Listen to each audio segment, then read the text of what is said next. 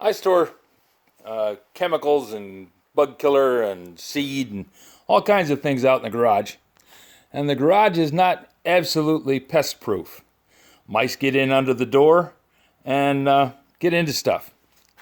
So what I'm doing, I've taken the stuff out of this bag, which they ate a hole in over the winter, and I'm putting them into these creamer bottles, which I get at Walmart because it's inexpensive creamer and I like it. It's okay. Not the world's greatest, but it's okay. So I put it in there. I marked the outside. I cut off the back of the bag, which had the directions on it, and I folded it up